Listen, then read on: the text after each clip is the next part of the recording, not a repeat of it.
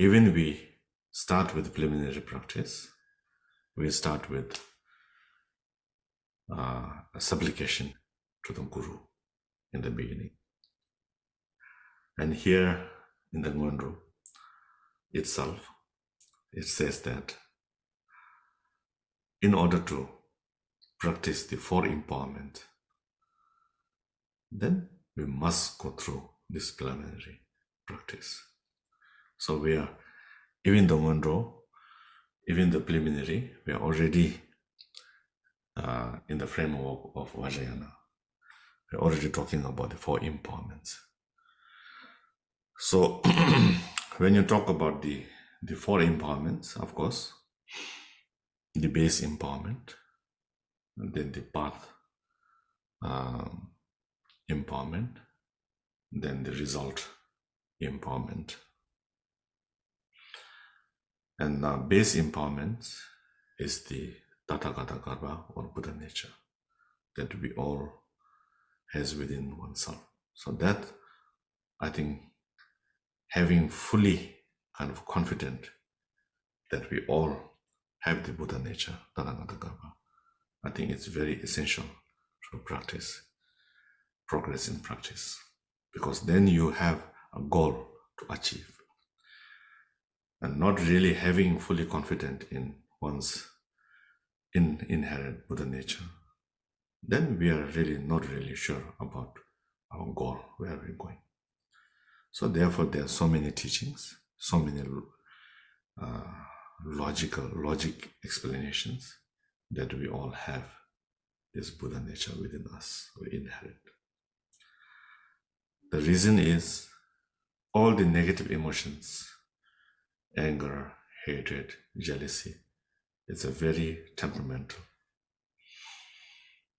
I think how long can we, will give you a very simple example. How long can we get continuously angry? Some people have more anger, some people have less, but continuously anger. You cannot last 1 week or not even a whole day, or sometimes very angry in the morning and then by afternoon it's gone. So likewise, all these negative emotions, very temperamental. So within that, the negative emotions, it is in the Sheshen Gyatso Rinpoche's and some of the teachings, it says that if you look at the muddy water, the clean water is always there. So as long as the dust settles down, then the clean water sort of reappears. Likewise, our Buddha nature, inherent Buddha nature, is somehow like a muddy water mixed with all the negative emotions and negative desire, hatred, anger, jealousy, all these things. And also now, since we believe in many lifetimes, so there's not only in this life accumulation, but many lifetimes that we have some kind of habit. So therefore our Buddha nature is like obscure, just like sun covered by the cloud. So when cloud is removed, sun is not arising, the sun is always there. The cloud is just obscuring the sunshine. So likewise, the base empowerment of Buddha nature within oneself, and then in this Buddha nature also we call it the Dhammakaya, Sambhogakaya, Nirmakaya, and Svabhavakaya. Base empowerment is that. And then we call it the path empowerment. And then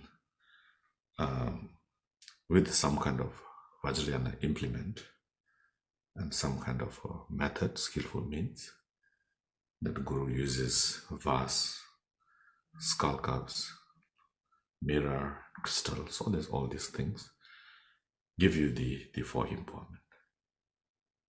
So once we receive this four empowerment, then we engage into the practice. So practice also, first we go through of course, in the future teachings, it will go into more details, but just to give you the kind of framework. Kirim development stage, and for that also visualizing oneself in order to visualize oneself as deity. So by doing so, then we sort of understand, actualize the appearance and emptiness. Then that's vast empowerment. Then the second Sirat empowerment, actualize the luminous and empty. And even likewise, then the third empowerment, actualizing bliss and emptiness. And then at the fourth empowerment, then actualizing the true nature of mind.